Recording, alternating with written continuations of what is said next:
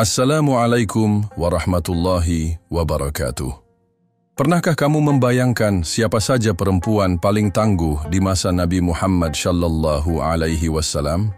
Apakah mereka hanya diam di rumah atau justru ikut menulis sejarah dengan keberanian dan keteguhan hati?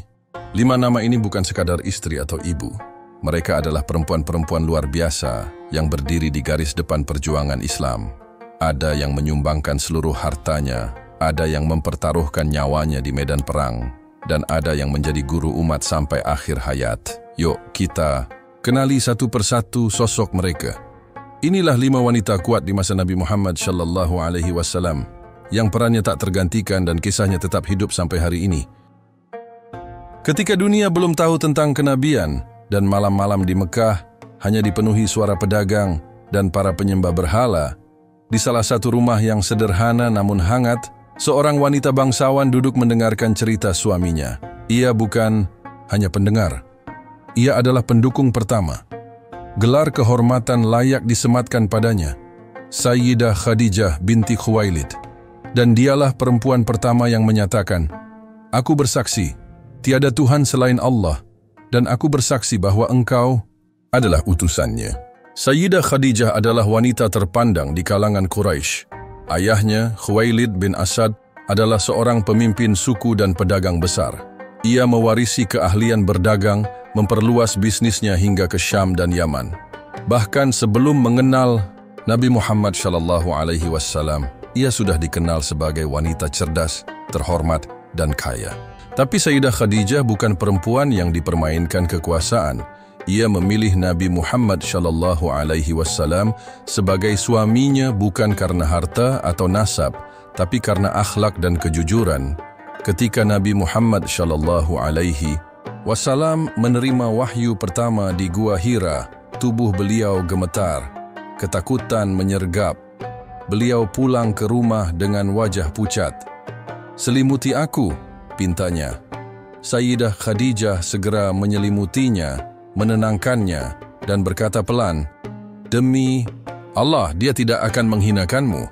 Engkau menyambung silaturahim, berkata benar, menanggung orang yang lemah, memberi orang miskin, dan menolong mereka yang ditimpa musibah."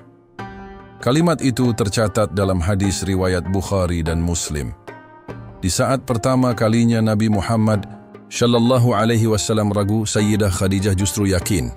Dan keyakinannya menguatkan kenabian. Tak hanya menenangkan, Sayyidah Khadijah juga membawa Nabi Muhammad sallallahu alaihi wasallam kepada sepupunya, Waraqah bin Naufal, seorang Nasrani yang memahami kitab terdahulu. Waraqah membenarkan bahwa yang datang adalah malaikat Jibril, seperti yang mendatangi Nabi Musa alaihi salam. Ini adalah salah satu momen penting dalam sejarah Islam. Tapi lebih dari itu, keberanian Sayyidah Khadijah membawa Nabi Muhammad sallallahu alaihi wasallam ke tempat yang bisa menguatkan iman adalah bagian dari peran strategisnya dalam dakwah. Ia tidak hanya menjadi istri, ia menjadi jalan terang. Setelah kenabian dimulai, ujian demi ujian datang. Kaum Quraisy menuduh Nabi Muhammad sallallahu alaihi wasallam sebagai penyihir, pemecah belah keluarga, bahkan orang gila. Rumah beliau dilempari kotoran, dakwah ditolak. Tapi rumah mereka tetap menjadi tempat paling tenang. Sayyidah Khadijah tidak pernah mengeluh. Bahkan seluruh hartanya diserahkan untuk mendukung perjuangan Nabi Muhammad sallallahu alaihi wasallam. Menurut Ibnu Hajar dalam Al-Ishabah, seluruh kekayaan dagangnya habis digunakan untuk memberi makan kaum muslimin, membebaskan budak, dan menopang kehidupan kaum fakir selama pemboikotan di Syi'ib Abu Thalib. Masa pemboikotan adalah titik paling gelap. 3 tahun lamanya mereka diasingkan. Tidak ada makanan, tidak ada dagangan, tidak ada pergaulan. Anak-anak menangis kelaparan. Tapi Sayyidah Khadijah bertahan. Tubuhnya mulai lemah, fisiknya merosot, namun imannya tetap tegak. Tidak ada satu kalimat pun yang keluar dari lisannya yang merendahkan perjuangan Nabi Muhammad sallallahu alaihi wasallam. Ia wafat dalam keadaan memeluk agama tauhid tanpa pernah merasakan kejayaan Islam yang luas. Tapi seluruh kejayaan itu tumbuh dari air matanya. Nabi Muhammad sallallahu alaihi wasallam tidak pernah melupakan Sayyidah Khadijah. Bahkan bertahun-tahun setelah beliau wafat, beliau masih menyembelih kambing dan membagikannya kepada teman-teman lama Sayyidah Khadijah. Ketika Aisyah radhiyallahu anha, istri Nabi Muhammad sallallahu alaihi wasallam yang lain, pernah cemburu dan berkata, "Mengapa engkau terus mengingat wanita tua yang sudah mati itu?" Nabi menjawab, "Demi Allah, tidak ada pengganti untuknya. Ia beriman kepadaku ketika orang-orang mendustakanku. Ia mempercayaiku ketika orang-orang menuduhku. Ia membantuku dengan hartanya ketika orang-orang menahan pemberian. Dan Allah memberiku anak darinya." Ini diriwayatkan dalam hadis riwayat Ahmad dan Thabrani. Tidak ada wanita lain yang disebut langsung namanya oleh Jibril kepada Nabi Muhammad sallallahu alaihi wasallam selain Sayyidah Khadijah. Dalam hadis riwayat Bukhari, Jibril berkata, "Sampaikan salam dari Rabbmu kepada Khadijah dan kabarkan kepadanya bahwa Allah telah menyiapkan baginya rumah di surga dari permata. Tidak ada kesedihan dan keletihan di dalamnya. Bahkan sebelum masuk ke surga, rumahnya di dunia telah menjadi surga kecil." Bagi Rasul, Sayyidah Khadijah wafat pada tahun ke-10 kenabian. Tahun itu dikenal sebagai Amul Huzn, tahun kesedihan, karena tak lama setelah itu Abu Thalib juga wafat. Dalam 1 tahun, Nabi Muhammad sallallahu alaihi wasallam kehilangan 2 pelindung terdekat, sang istri dan sang paman. Setelah itu, tekanan terhadap Nabi Muhammad sallallahu alaihi wasallam semakin berat, tapi pondasi imannya sudah teguh, dan salah satu batu bata terbesarnya adalah cinta dan pengorbanan Sayyidah Khadijah. Sayyidah Aisyah dikenal cerdas sejak kecil. Ia tumbuh di rumah Abu Bakar As-Siddiq, sahabat terdekat Nabi Muhammad sallallahu alaihi wasallam. Ia menyerap Islam langsung dari sumber pertamanya.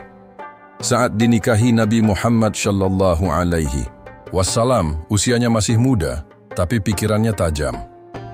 Dalam hadis riwayat Bukhari, Rasulullah bersabda, "Keutamaan Aisyah atas wanita lain seperti keutamaan tsarid atas makanan lainnya." Tsarid adalah makanan terbaik di masa itu. Ucapan ini bukan pujian kosong, tapi pengakuan atas kapasitasnya. Nabi Muhammad sallallahu alaihi wasallam mencintainya.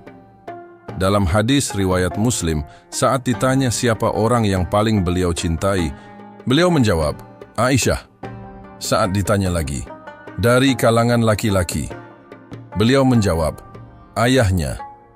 Cinta itu bukan sekadar romantisme, tapi juga penghargaan terhadap akal dan kepribadian. Dalam rumah tangga mereka, Sayyidah Aisyah bukan hanya istri yang menyenangkan, tapi juga tempat diskusi dan rujukan. Ia meriwayatkan lebih dari 2.000 hadis.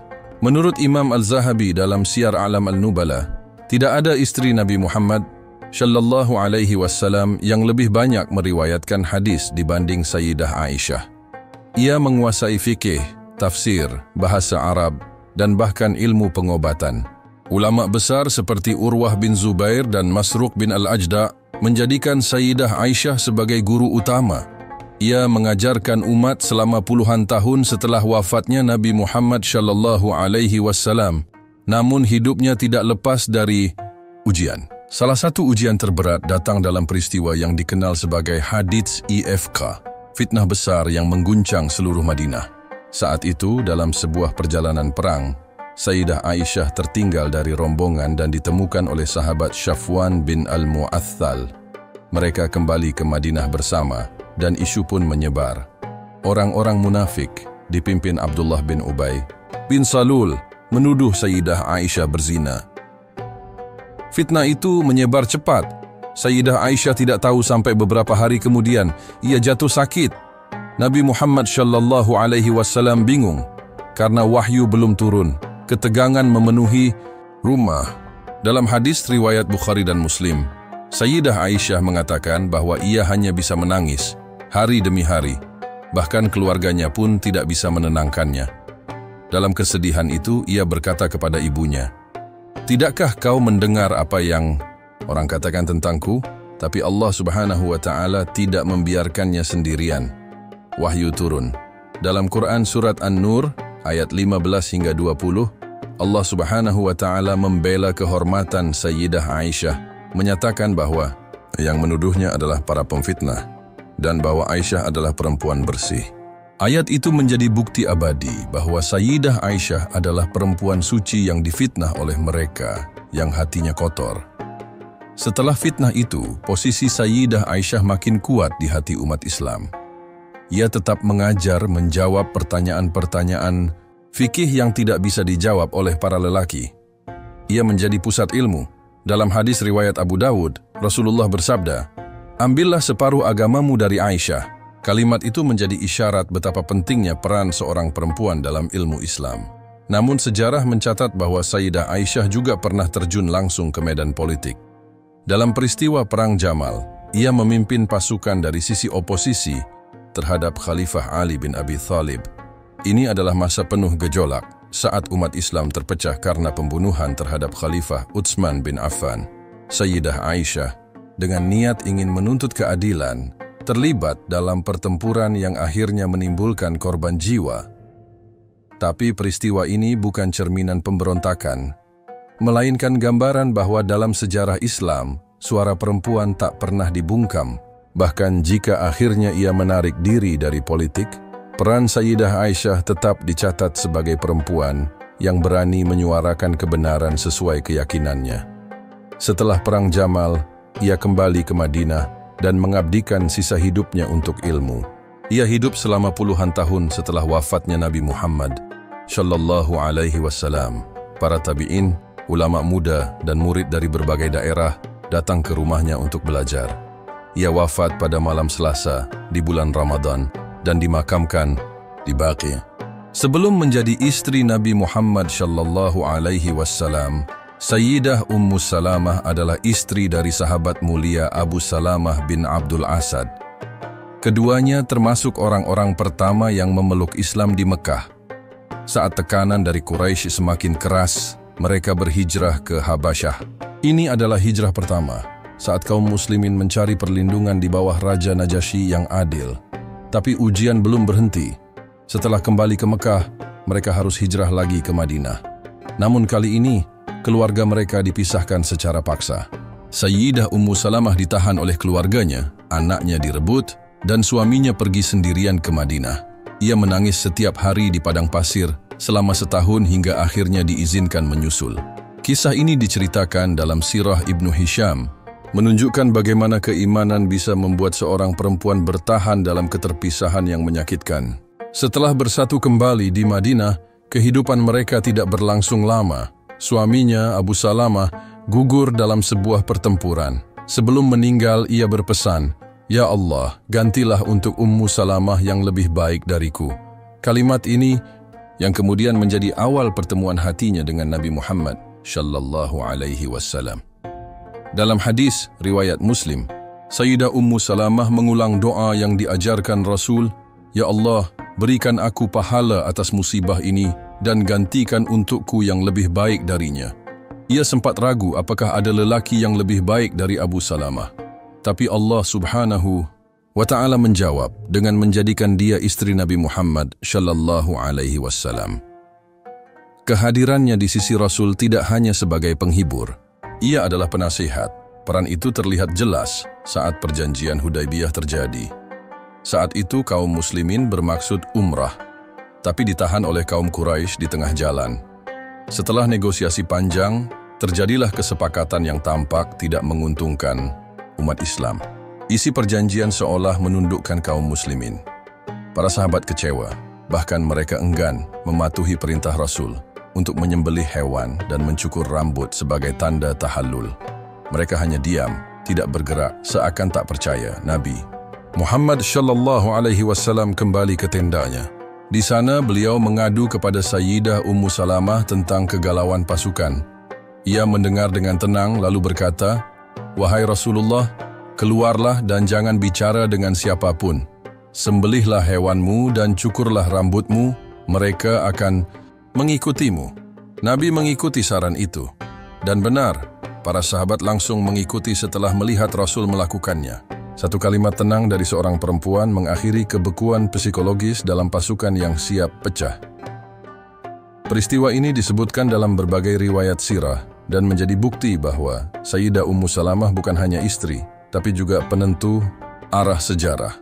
Ia dikenal juga sebagai salah satu perawi hadis terpercaya. Dalam Musnad Imam Ahmad disebutkan bahwa ia meriwayatkan lebih dari 300 hadis. Ia menjadi rujukan sahabat dan tabi'in dalam persoalan rumah tangga, fikih wanita, hingga persoalan politik. Salah satu hadis terkenal yang diriwayatkan darinya adalah ketika ia bertanya kepada Rasul, "Mengapa hanya laki-laki yang disebut dalam Al-Quran?" Maka turunlah Quran surat Al-Ahzab ayat 35 yang menyebutkan secara berurutan laki-laki dan perempuan beriman, taat, sabar, dan lainnya.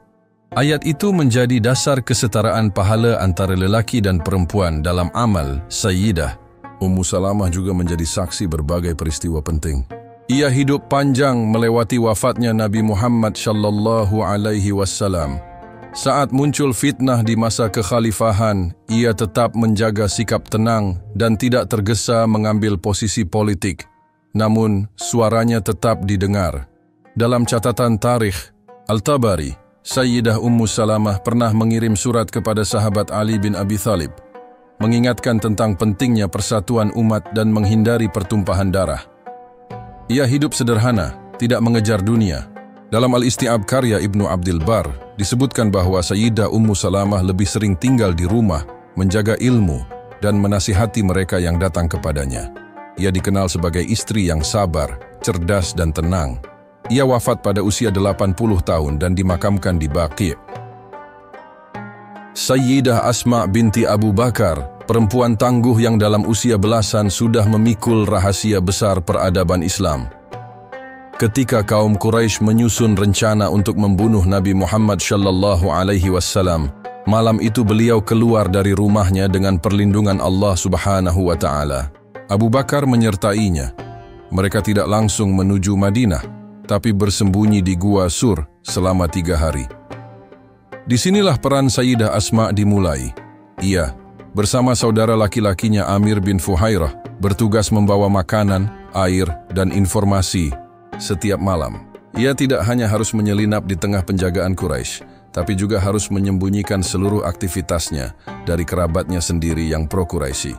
Untuk menyamarkan barang bawaan, ia merobek ikat pinggangnya menjadi 2 dan mengikatkannya di wadah makanan dan minuman.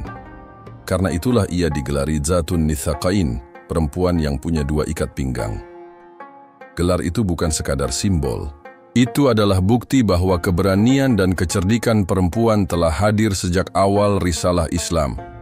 Ibnu Hajar dalam Al-Isabah mencatat bahwa Sayyidah Asma bahkan rela menerima tamparan keras dari Abu Jahal yang marah dan memaksanya membocorkan keberadaan Nabi Muhammad sallallahu alaihi wasallam dan ayahnya. Ia tidak menjawab, ia hanya diam. Keteguhan itu datang dari iman yang tidak tergoyahkan. Dalam hadis riwayat Bukhari, Rasulullah pernah bersabda bahwa setiap umat memiliki pelindung dan keluarga Abu Bakar telah memberikan segalanya untuk Islam. Sayyidah Asma adalah bagian dari pengorbanan itu. Setelah hijrah, ia ikut pindah ke Madinah. Di sana, ia menikah dengan sahabat mulia Zubair bin Awwam. Kehidupan mereka sangat sederhana. Sayyidah Asma bahkan harus mengangkut air dan menggiling gandum sendiri. Dalam hadis riwayat Bukhari dan Muslim, ia bercerita, "Aku mengurus kuda Zubair, memberinya makan, dan mengambil air dari sumur. Tapi semua itu tidak mengurangi semangatnya. Ia adalah perempuan yang lahir dari rumah kejujuran dan tumbuh dalam bayang-bayang perjuangan." Dari pernikahan itu lahirlah Abdullah bin Zubair, yang kelak menjadi salah satu pemimpin besar umat Islam.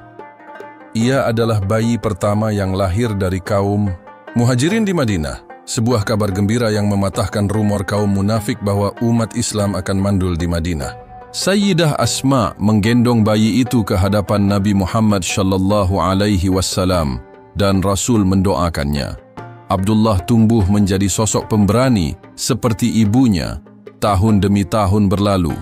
Kekuasaan Islam berkembang, lalu terpecah setelah wafatnya para Khalifah Ar-Rashidin. Pada masa kekuasaan Bani Umayyah, Abdullah bin Zubair menolak baiat kepada Yazid bin Muawiyah dan mendirikan kekhalifahan alternatif di Mekah. Ia memimpin dengan adil, namun pasukan Umayyah yang dipimpin Hajjaj bin Yusuf mengepung kota. Mekah dijatuhi panah dan lemparan batu. Dalam keadaan terjepit, Abdullah mendatangi ibunya. Inilah salah satu adegan paling menggetarkan dalam sejarah Islam. Seorang anak datang kepada ibunya, bukan untuk minta selamat, tapi minta keyakinan. "Wahai ibu," katanya, "orang-orang telah meninggalkanku. Mereka menjanjikan dunia, tapi aku tak ingin mencoreng nama yang sudah kupikul." Sayyidah Asma, yang saat itu sudah sangat tua dan buta, menjawab dengan suara yang kuat, "Wahai anakku, engkau lebih tahu dirimu. Jika engkau berada di atas kebenaran, sabarlah. Jangan biarkan budak Bani Umayyah mempermainkanmu. Lebih baik mati dalam kemuliaan daripada hidup dalam kehinaan." Ucapan itu dicatat oleh Ibnu Sa'ad dalam Tabaqat Al-Kubra. Abdullah tersenyum, mencium kening ibunya, lalu pergi berperang dan gugur sebagai syahid. Hajjaj datang kepada Sayyidah Asma dan membanggakan keberhasilannya membunuh anaknya. Tapi perempuan tua itu menatap tajam dan berkata, "Engkau telah merusak duniamu dan membunuh akhirat anakku. Sungguh engkau tidak akan pernah mencapai kehormatan, wahai Hajjaj." Hajjaj terdiam. Bahkan tirani pun tak mampu membungkam suara ibu yang sudah kehilangan segalanya, tapi tetap berdiri dengan iman. Sayyidah Asma hidup beberapa tahun setelah kematian anaknya. Ia wafat di usia lebih dari 100 tahun. Ibnu Hajar menyebutkan bahwa ia tidak kehilangan akal maupun ingatan hingga akhir hayatnya. Ia mengingat seluruh kisah perjuangannya sejak masa hijrah, masa Madinah, hingga saat darah anaknya tumpah demi mempertahankan keadilan. Ia adalah saksi satu abad sejarah Islam. Dari medan Uhud bukan hanya suara panji-panji yang jatuh atau tombak-tombak yang menembus barisan kaum muslimin, tapi juga tentang seorang perempuan yang tidak menunggu panggilan untuk melindungi risalah. Ia tidak menoleh ke belakang ketika yang lain mundur. Ia berdiri di antara musuh dan Nabi Muhammad SAW. Namanya tercatat di langit dan bumi, Sayyidah Nusaybah binti Ka'ab al-Maziniyah. Seorang perempuan dari kaum Ansyar yang mengangkat pedang, bukan hanya demi kemenangan, tapi demi cinta kepada Rasul. Hari itu, medan Uhud menjadi saksi betapa pasukan Muslim yang awalnya menang, berubah porak-poranda. Setelah memukul mundur pasukan, Quraisy, para pemanah yang ditempatkan di bukit tergoda harta rampasan, mereka turun. Padahal Nabi Muhammad SAW telah memerintahkan mereka tetap di pos. Maka pasukan Quraisy berbalik menyerang dari belakang. Kekacauan terjadi. Banyak sahabat yang terpukul mundur. Tubuh Nabi Muhammad SAW sendiri terkena lemparan batu dan senjata tajam. Darah mengalir dari wajah beliau. Gigi beliau patah. Bahkan kabar kematian beliau sempat tersebar. Dalam kekacauan itu, Sayyidah Nusaybah berdiri. Ia tidak datang sebagai pejuang. Awalnya ia ikut ke medan perang untuk membantu memberi minum dan merawat yang terluka. Tapi ketika barisan Islam kocar-kacir, ia mengambil pedang dan perisai dari prajurit yang jatuh. Dalam hadis riwayat Ibnu Majah disebutkan bahwa Sayyidah Nusaybah berdiri di hadapan Nabi Muhammad SAW dan melindungi beliau dengan tubuhnya sendiri. Ia berperang hingga tubuhnya dipenuhi luka. Ia terkena lebih dari 12 tebasan, salah satunya begitu dalam hingga menganga di pundaknya. Nabi Muhammad SAW sendiri memuji keberaniannya. Dalam hadis riwayat Ibnu Sa'ad dalam Tabaqat Al-Kubra, beliau berkata, "Pada hari Uhud, dimanapun aku menoleh, aku melihat Nusaybah bertarung untuk membelaku." Kalimat itu bukan pujian biasa. Itu adalah pengakuan langsung dari Rasulullah terhadap seorang perempuan yang berdiri di garis depan tanpa diperintah. Perisainya adalah keberanian dan tamengnya adalah iman. Anaknya, Habib bin Zaid, juga ikut dalam perang itu. Sayyidah Nusaybah bertempur bersama anaknya, membentuk barisan kecil yang kokoh di tengah porak-poranda pasukan besar. Ia tidak menyesal melihat darahnya sendiri mengalir. Yang ia sesalkan hanyalah tidak bisa menewaskan mereka yang melukai Rasul. Dalam riwayat Al-Waqidi, Ketika ia terluka dan Rasul melihatnya, beliau berkata, "Siapa yang tahan melihat Nusaibah dalam keadaan seperti ini?" Tapi ia hanya menjawab, "Ya Rasulullah, doakan agar aku menjadi temanmu di surga." Dan Rasul pun berkata, "Ya Allah, jadikan dia temanku di surga." Ini adalah doa yang tidak bisa dibeli dengan apapun. Setelah perang, luka Sayyidah Nusaibah dirawat selama berbulan-bulan, tapi ia tidak pernah meminta balasan, tidak ganti rugi, tidak pengakuan. Baginya, cukup bahwa ia telah berdiri di saat yang lain tiarap. Cukup bahwa Rasul mengakui keberaniannya, dan cukup bahwa ia telah menyerahkan tubuhnya untuk Islam. Namun ujian tidak berhenti di Uhud. Tahun-tahun setelah itu, Sayyidah Nusaibah kembali menghadapi duka saat anaknya, Habib bin Zaid, dikirim untuk menghadapi Musailamah al-Kadzdzab, seorang nabi palsu yang muncul setelah wafat Nabi Muhammad SAW. Musailamah menyiksa Habib dengan keji. Ia memotong tubuh Habib sedikit demi sedikit, berharap Habib mau mengakui kenabiannya. Tapi Habib tetap menjawab, "Aku tidak mendengar." Hingga akhirnya ia gugur. Ketika berita kematian anaknya sampai ke Madinah, Sayyidah Nusaibah tidak menangis. Ia berkata, "Aku berharap Allah menerima darahnya seperti dia menerima darahku di Uhud." Bahkan setelah kehilangan anak, ia tetap tidak kehilangan kekuatan. Ia tidak pernah memohon agar dijauhkan dari ujian. Ia hanya meminta agar tetap kuat dalam menjalaninya. Ia juga ikut dalam perang Yamamah melawan Musailamah. Meskipun sudah tua, ia tetap mengangkat senjata. Dalam Al-Isti'ab karya Ibnu Abdil Bar, disebutkan bahwa ia kehilangan satu tangan dalam perang itu, tapi tidak kehilangan semangat. Ia adalah perempuan yang tubuhnya penuh luka, tapi hatinya tidak pernah retak. Ia adalah simbol bahwa jihad bukan monopoli lelaki, dan perlindungan terhadap agama bukan urusan jenis kelamin. Sayyidah Nusaibah wafat beberapa tahun kemudian dalam ketenangan, tapi namanya tidak pernah hilang dari sejarah. Ia adalah perempuan yang berperang bukan karena ambisi, tapi karena iman. Ia tidak menunggu diperintah. Ia tahu bahwa ketika agama diserang dan Rasul dilukai, maka tempatnya bukan di belakang, tapi di depan, bersama darah dan debu. Semoga kisah 5 perempuan hebat ini menguatkan hati kita bahwa perjuangan tak pernah mengenal batas. Jangan lupa like, komen, dan share video ini agar lebih banyak orang mengenal mereka. Bersama Lauhul Mahfudz, mari terus menyebarkan cahaya, ilmu, dan sejarah Islam. Wassalamualaikum warahmatullahi wabarakatuh.